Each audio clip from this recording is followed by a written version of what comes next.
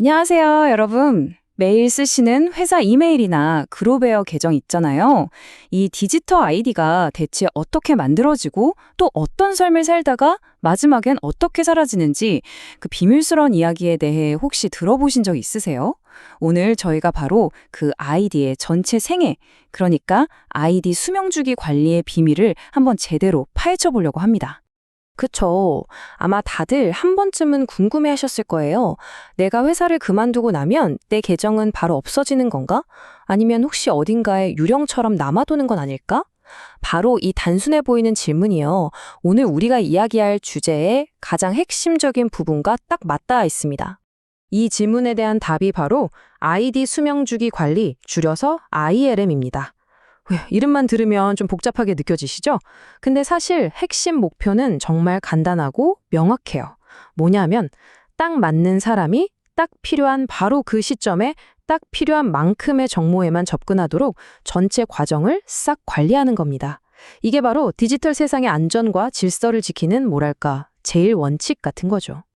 자, 그럼 계정의 삶, 그 첫 번째 관문부터 시작해 볼까요? 바로 신원 증명입니다. 회사가 여러분한테 중요한 정보를 볼 수 있는 권한을 주기 전에 먼저 이걸 확인해야겠죠? 혹시 당신이 정말 당신이라고 주장하는 그 사람이 맞나요? 하고 묻는 과정이에요. 그럼 이 신뢰는 대체 어떻게 쌓는 걸까요? 이 신뢰를 쌓는 과정은 크게 세 단계로 이루어집니다. 첫 번째는 해결 단계. 제출된 정보를 보고 이 사람은 수많은 사람 중에 바로 그 사람이구나 하고 딱 특정하는 거죠. 그 다음은 검증 단계. 제시한 신분증 같은 증거가 진짜인지 위조된 건 아닌지 확인하는 거예요. 그리고 마지막으로 가장 중요한 확인 단계가 남았죠. 생체 인식 같은 걸로 당신이 바로 그 신분증의 진짜 주인이 맞습니다 하고 최종 도장을 꽝 찍는 겁니다. 이 모든 관문을 다 통과해야 드디어 여러분의 디지털 아이디가 세상에 태어나는 거죠. 그런데 여기서 이런 생각이 들죠. 아니, 모든 계정을 만들 때마다 이렇게 빡빡하게 해야 하나? 생각해 보세요. 그냥 동네 커뮤니티 게시판에 가입하는 거랑 내 전 재산이 들어갈 은행 계좌를 여는 거랑 같을 수가 없잖아요. 그쵸? 바로 그래서 신원 보증 수준 IAL이라는 개념이 필요합니다. 여기 보시는 것처럼 IAL은 세 단계로 나뉘어요. IAL1은 제일 낮은 단계, 그냥 이메일 주소 하나만 넣고 가입하는 수준이고요. IAL2는 우리가 요즘 많이 하는 거 있죠? 휴대폰으로 신분증 찍어서 보내는 것처럼 원격으로 검증하는 딱 중간 수준입니다. 마지막으로 IL3는요, 보안이 최고 수준이어야 할 때 쓰는 건데, 직접 은행에 찾아가서 얼굴 보고 생체 정보까지 등록해야 하는 그런 경우를 말해요. 결국 위험이 크면 클수록 더 높은 수준의 증명을 요구하게 되는 거죠. 자, 이렇게 신원증명을 무사히 통과했습니다. 그럼 이제 진짜 조직의 일원이 돼서 일하는 데 필요한 시스템에 접근해야죠? 상상해보세요. 입사 첫날인데 모든 게 착착 준비되어 있으면 얼마나 좋겠어요. 바로 이 지점에서 자동화의 마법이 펼쳐집니다. 인사팀에서 신입사원 정보를 시스템에 땅 하고 입력하는 그 순간, 그 정보가 바로 IT 시스템으로 넘어가서 업무에 필요한 모든 계정들이 자동으로 순식간에 만들어지는 거예요. 사람이 하나하나 수작업으로 할 필요가 없으니까 실수할 일도 없고 입사 첫날부터 지체 없이 바로 일을 시작할 수 있게 되는 거죠. 하지만 여기서 아주 중요한 원칙 하나가 적용됩니다. 바로 최소 권한의 원칙이라는 건데요. 이게 뭐냐면 처음부터 회사 모든 문을 열 수 있는 만든 키를 주는 게 아니고요. 딱 자기 업무에 필요한 최소한의 열쇠만 손에 쥐어주는 거예요.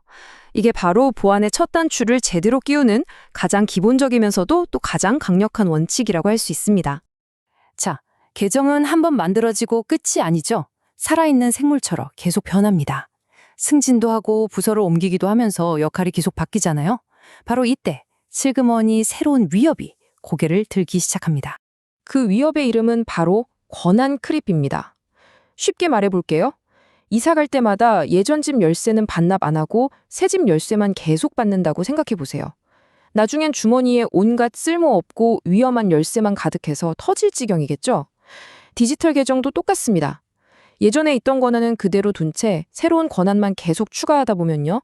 나도 모르는 사이에 회사 모든 문을 열 수 있는 슈퍼 계정이 되어서 심각한 보안 구멍이 될 수 있는 거예요. 그럼 어떻게 해야 할까요? 해결책은 의외로 간단합니다. 주기적으로 관리자가 우리 팀원들 지금 가진 권한이 다 필요한 게 맞나? 하고 점검하는 거예요.